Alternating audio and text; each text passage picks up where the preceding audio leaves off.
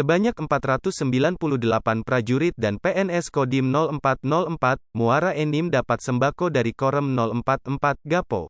Pembagian sembako tersebut secara simbolis diberikan oleh Dandim 0404, Muara Enim Letkol Infantri Erwin Iswari Sos MTR Han mewakili Danrem 044, Gapo Brigjen TNI M Naudi Nurdika Sip MSI MTR, Han, di Markas Kodim 044, Muara Enim, Jumat, tanggal 14 Januari tahun 2022.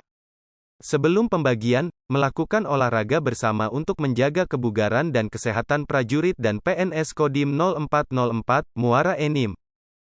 Setelah itu, baru dilanjutkan dengan pembagian sembako yang diberikan simbolis sebanyak 10 orang perwakilan dari TNI dan PNS Kodim 0404, Muara Enim.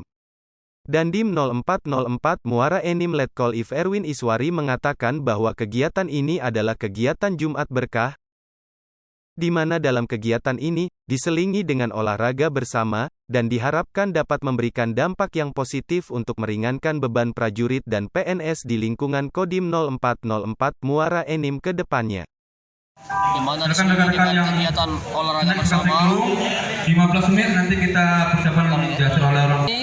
Kegiatan Jumat Berkah, yang mana kegiatan ini diselingi dengan kegiatan olahraga bersama.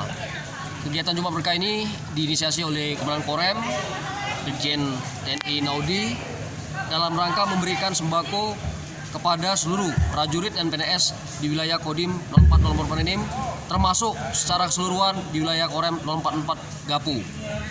Semoga dengan kegiatan ini memberikan dampak yang baik bagi kita semuanya, memberikan dampak yang positif untuk menunjang tugas pokok kita ke depan.